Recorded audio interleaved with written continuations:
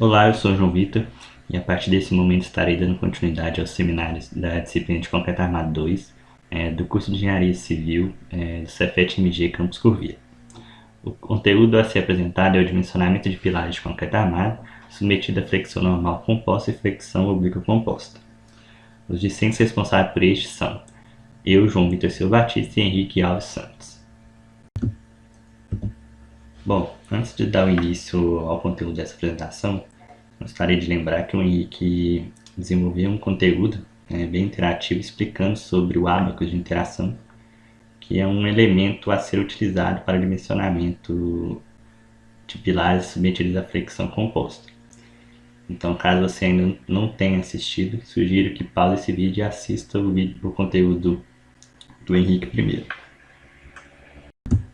Bom, vamos ao conteúdo. Primeiramente, de modo a não ficar muito repetitivo ao que o Douglas e o Mike trouxe na última apresentação, vou apenas fazer uma breve introdução sobre pilares, de modo também a conectar com o tema dessa apresentação. Os pilares quanto à posição são classificados da seguinte maneira: pilar de centro ou intermediário, pilar de extremidade e pilar de canto. O pilar de centro ou intermediário são pilares submetidos preponderantemente às forças axiais de compressão, pois os modos de momentos fletores eles são de pequena intensidade em relação às ações verticais e, portanto, são desconsiderados. Como podemos ver, no pilar de centro não existe descontinuidade das vigas que chegam nele. Já o pilar de extremidade ou borda são pilares solicitados por uma força de compressão normal e um momento agindo em um dos eixos principais de inércia. Já nesse caso, nos pilares de extremidade, existe uma descontinuidade de vigas em uma das direções. Já o pilar de canto são pilares solicitados por uma força de compressão e dois momentos agindo nos eixos principais de inércia.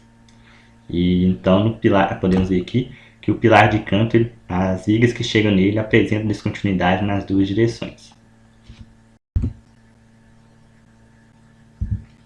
Classificados os pilares quanto à posição, podemos partir para a solicitação dos pilares. Os pilares eles podem ser solicitados por compressão simples ou por flexão composta. A compressão simples, também chamada de compressão centrada, é o tipo de compressão onde a carga é aplicada no centro geométrico do pilar, como bem apresentado nessa imagem. Em situação de projeto, os pilares submetidos à compressão simples são os pilares de centro. A flexão composta ocorre na atuação conjunta da força normal e o momento fletor do pilar. Existem dois casos, a flexão composta normal e a flexão composta oblíqua, que são os temas da nossa apresentação, no qual vou estar detalhando nos próximos slides. Bom, o primeiro caso que vamos tratar é da flexão normal composta. Nesse caso, o pilar ele é submetido à força normal e o momento fletor na direção de um dos eixos principais de inércia da seção transversal. Este momento fletor gera uma excentricidade na carga. Então, como podemos ver nessa figura 3, o pilar ele é submetido, além da força normal, ele é submetido a um momento em uma das duas direções, seja em X ou Y. E esse momento fletor acaba gerando uma excentricidade na carga para uma dessas duas direções. Em situação de projeto, admite-se o pilar de extremidade submetido à flexão normal composta. A partir do conhecimento do caso em que os pilares são submetidos à flexão normal composta, podemos partir para o dimensionamento. Ante ao processo de dimensionamento em si, vou fazer algumas ressalvas.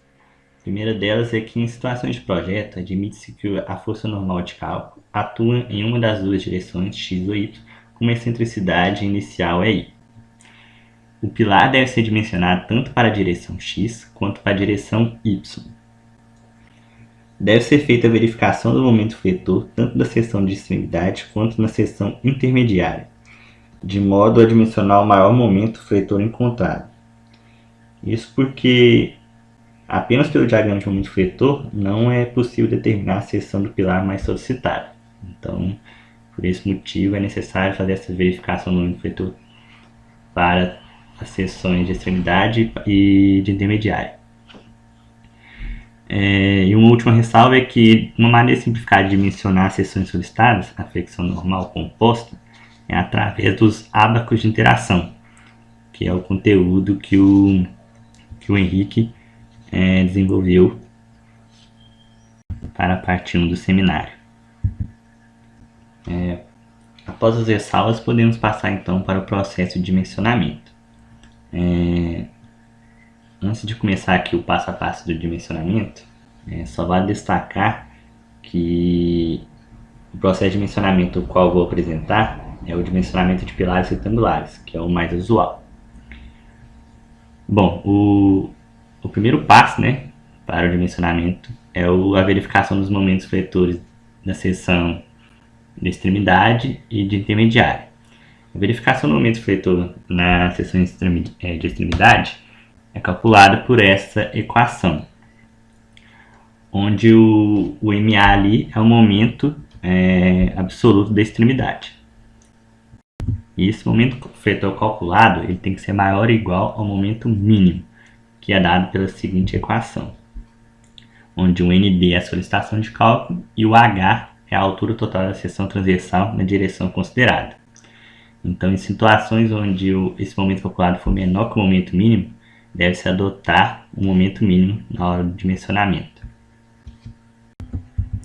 Calculado e verificado o momento fletor na seção de extremidade, o próximo passo é a verificação do momento fletor na seção intermediária para a direção onde existe excentricidade inicial.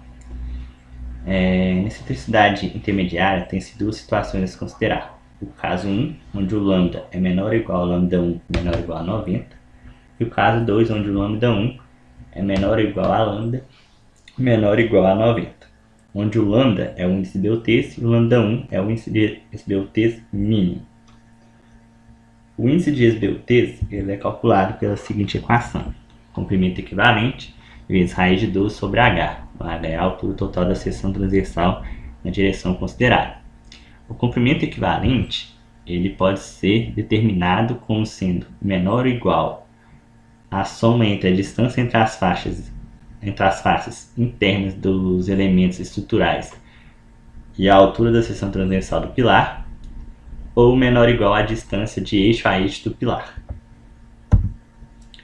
E o índice de Beltrame mínimo ele é calculado por essa equação,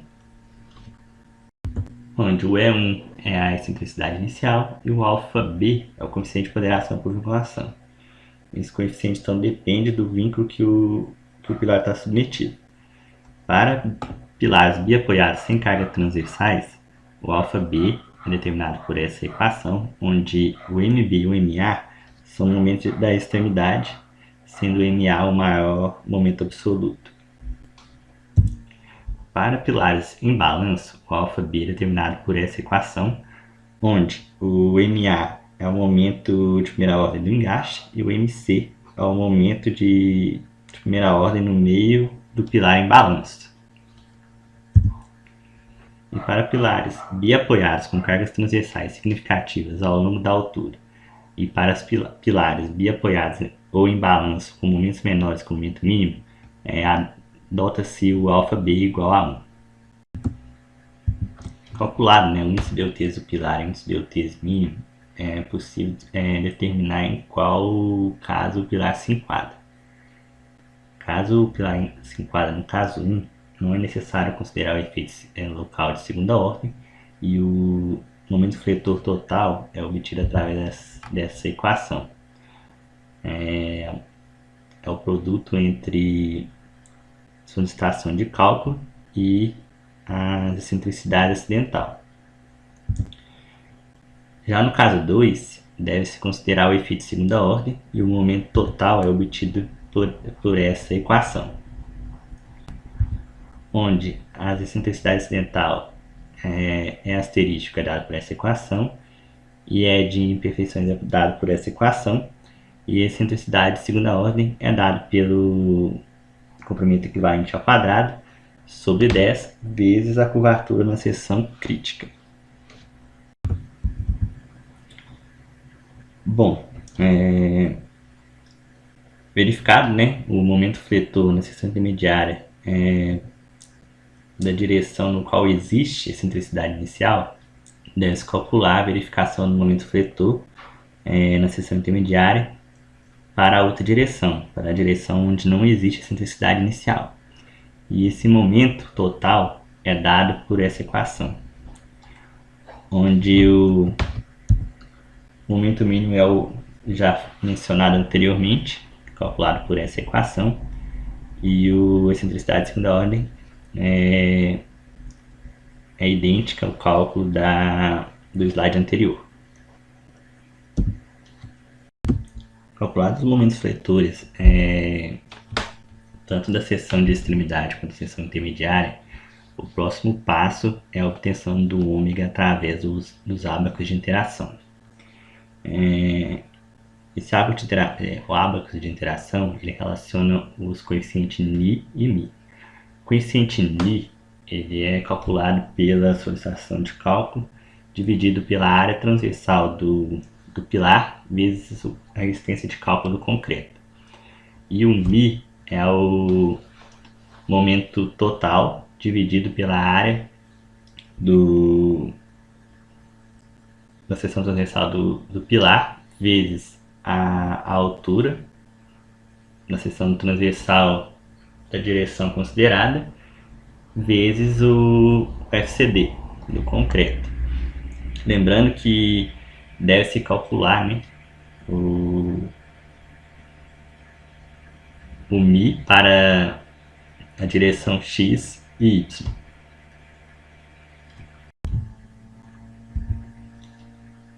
Determinado o ômega através dos ábacos de interação, é possível determinar então a área total de aço no pilar, que é dado por essa equação, onde o FYD é a resistência de cálculo do aço. Após o cálculo da área total de aço, deve-se verificar se a área encontrada ela é maior ou igual à área mínima imposta pela norma, que é dada por essa equação. E a partir disso, determinar, né, o diâmetro de aço a ser utilizado. E, posteriormente, determinar a armadura transversal do pilar, que são os estribos. A bitola e o espaçamento da armadura transversal devem atender os seguintes limites da NBR 6118. A bitola tem que ser maior ou igual a 5 mm, ou o diâmetro da barra longitudinal sobre 4. E o espaçamento ele tem que ser menor ou igual a 20 cm, ou a menor dimensão do pilar, ou 24 vezes o diâmetro da barra longitudinal para CA 25, e 12 vezes o diâmetro da barra longitudinal para CA 50. O menor valor dentre as três opções deve ser utilizada. Bom, a partir de agora vamos falar sobre flexão oblíqua composta e seu dimensionamento. Flexão oblíqua composta no pilar é quando o pilar é submetido à força normal de compressão e o momento fletor resultante que não coincide com nenhum dos eixos principais de inércia da seção. Esses momentos fletores geram uma excentricidade na carga. Como podemos ver nessa imagem, no caso de flexão oblíqua composta, existe momento fletor tanto na direção X quanto na direção Y. E a resultante dela se dá em um ponto que não coincide com nenhum dos eixos principais de inércia da seção. E esse momento resultante ele causa uma excentricidade na carga, tanto na direção X quanto Y. Em situação de projeto, considere-se o pilar de canto submetido à flexão oblíqua composta. Partindo para o dimensionamento, primeiramente eu vou fazer também algumas ressalvas. Em situação de projeto, admite-se que a força normal de cálculo atua com excentricidades iniciais nas duas direções, como eu mencionei anteriormente. Deve ser feita a verificação do momento fletor tanto na seção de extremidade topo e base quanto na seção intermediária. No caso de pilar submetido à flexão oblíqua, durante o mencionamento deve-se fazer uma análise tanto para o topo do pilar quanto para a base do pilar. Uma última ressalva é também que uma maneira simplificada de mencionar a seção insustável de flexão oblíqua composta é também através do ábacos de interação.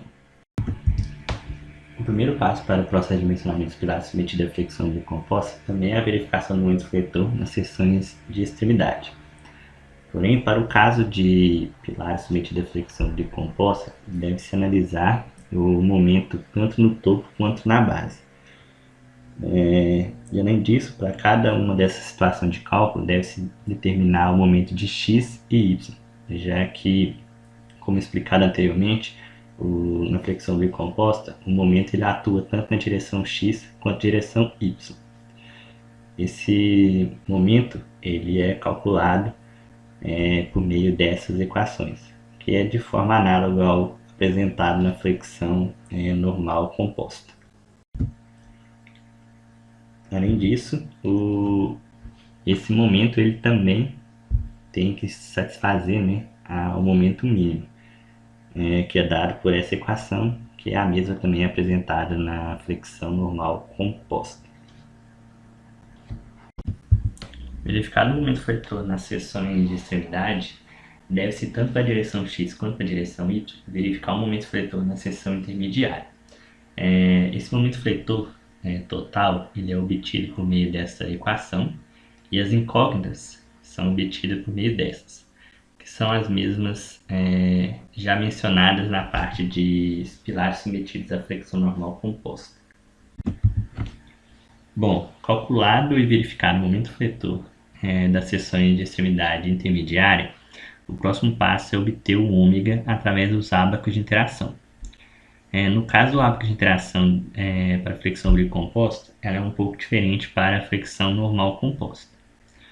Como podemos ver, ele é separado por algumas seções, que depende do Ni calculado. Então, por exemplo, se o Ni calculado aqui deu 0,2, a seção a ser analisada no ábaco é essa. Além disso, no caso da flexão oblíqua composta, deve-se determinar o Mi x e o Mi y. Isso porque para cada situação de cálculo determina-se um momento em x e um momento em y. A partir dos mi's calculados, vai fazer a ligação e determinar o ômega. E a partir desse ômega, se dimensiona de forma análoga à flexão normal composta a armadura longitudinal e posteriormente a armadura transversal. E por fim, de modo a fixar o conteúdo aqui apresentado, eu trouxe um exemplo resolvido de pilar de concreto armado submetido à flexão oblíqua composta. Esse exemplo eu tirei da apostila da UFMG, de concreto armado 2, e o exemplo é o seguinte: é dimensionar o pilar de canto de seções 30 por 35 com os momentos iniciais de serviço indicados no diagrama da figura abaixo, que são esses. Reparam que, como é um pilar de canto, ele está submetido a momento fletor tanto na direção x quanto na direção y. E os dados complementares para a resolução da questão são esses. Lembrando que eu alterei algumas informações e dados do exemplo que está na apostila. Bom, a primeira coisa a ser feita é a verificação do momento fletor nas seções de extremidade, tanto no topo quanto na base. No caso do topo, o momento ele é obtido como sendo 1,4 vezes o momento no topo. Então, na direção x se utiliza então o momento em x no topo, e na direção y o momento em y no topo. Calculado esses valores, esses momentos, deve-se determinar o momento mínimo tanto para a direção x quanto para a direção y, e verificar se esse momento calculado ele é maior que o momento mínimo.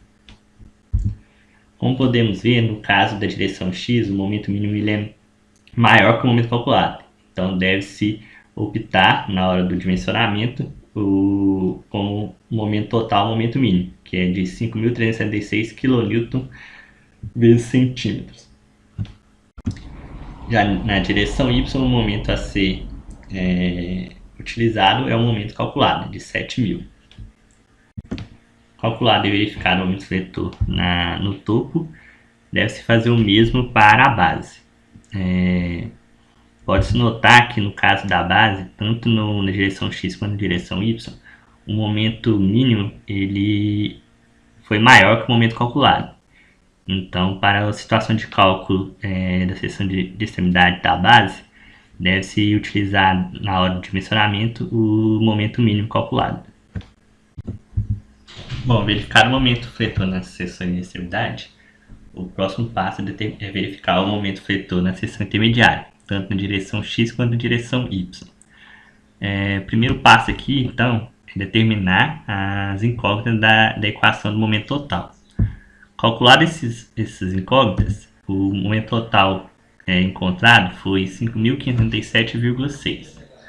Como esse valor ele é maior que o momento mínimo, o momento total a ser considerado é o momento total calculado. E o mesmo procedimento é feito para a direção Y. Para a direção Y, o momento total calculado é 6.003,2 kN vezes centímetros. Também ele é maior que o momento mínimo para a direção Y e, portanto, é o valor a ser utilizado no dimensionamento da armadura longitudinal.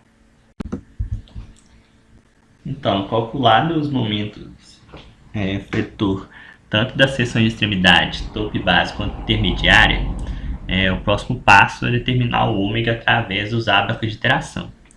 E para isso deve ser calculado então o μ, o μx e o μy. Nota-se que os momentos de x e y utilizados foram o momento máximo para cada situação de cálculo. Bom, aqui eu trouxe um ábaco de interação só para demonstrar como que é o processo para a obtenção do ômega. Aqui eu transcrevi o μx e o μy da situação de cálculo da seção de extremidade de topo. O μx igual a 0,08 e o μy igual a 0,09. Como o Ni calculado foi 1,4, a seção aqui do ábaco de interação a ser utilizada é essa. Então, aqui está a coordenada μx e aqui a coordenada μy. Então, eu venho aqui na parte onde μx é igual a 0,08. O mesmo eu faço para a parte do μy. Faço essa ligação e podemos ver que o ômega é praticamente igual a 1. E esse mesmo procedimento deve ser feito tanto para a seção de base quanto para a intermediária. Esses foram os ômegas obtidos para cada seção e suas respectivas áreas. Pode-se observar que na seção de topo foi onde teve a maior área calculada, que é de 36,9 cm². E é essa área que deve ser levada em consideração para o dimensionamento, para a escolha das barras longitudinais. Para esse exemplo, eu optei por utilizar 8 barras de 25 mm. E os estribos, como a menor dimensão é 30 cm e 12 vezes o diâmetro longitudinal para CA50 também é igual a 30 cm, o espaçamento a ser utilizado é de 20 cm. E aqui estão as nossas referências bibliográficas. E é isso. Muito obrigado.